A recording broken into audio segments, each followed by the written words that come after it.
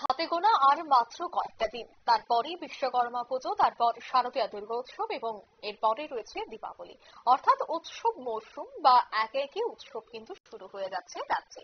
আর তার আগেই রাজ্যে যেন আইন শৃঙ্খলা ঠিক থাকে, অন্যদিকে যারা পুজো উদ্যোক্তারা রয়েছেন তারা যেন সমস্তটা বিষয় আইন শৃঙ্খলা এবং প্রশাসনিক সমস্ত নিয়ম মেনেই যেন তারা পূজা অর্চনা করেন, তার জন্য কিন্তু প্রত্যেকটি জেলায় একটি করে আলোচনা সভার আয়োজন করা হচ্ছে। ঠিক তেমনি পশ্চিম জেলার পক্ষ থেকেও আজ এক আলোচনা সভার আয়োজন করা হয় পুজো উদ্যোক্তাদের নিয়ে।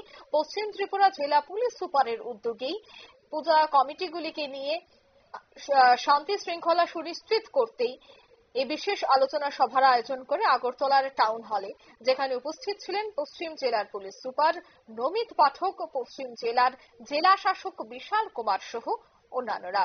আজকের এই আলোচনা সভা থেকে কি বলছেন পশ্চিম জেলার জেলা শাসক বিশাল কুমার, শোনাবো। पूजा चलते हुए देखा जाता है। देखिए, कुछ तो फिक्स पॉइंट्स होते हैं। मैं उम्मीद करता हूं कि जो फिक्स पॉइंट है वो तो फिक्स ही रहते हैं।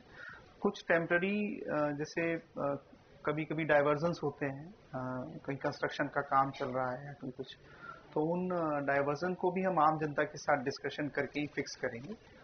और जिस तरीके से भी अरेंजमेंट होगा वो प्री इन्फॉर्म कर दिया जाएगा, माने कि एक दिन पहले बता दिया जाएगा, क्योंकि कई बार कुछ चीजें डायनेमिक होती हैं, कुछ रोड्स भी इम्पोर्टेंट होते हैं, कुछ कहीं पे कुछ मूवमेंट है या तो वो हम प्री इन्फॉर्म कर देंगे, माने कि पहले से इन्फॉर्म कर देंगे और उम्मीद करेंगे कि आम जनता को कोई असुविधा ना हो, तो फिर हम कार्रवाई करेंगे।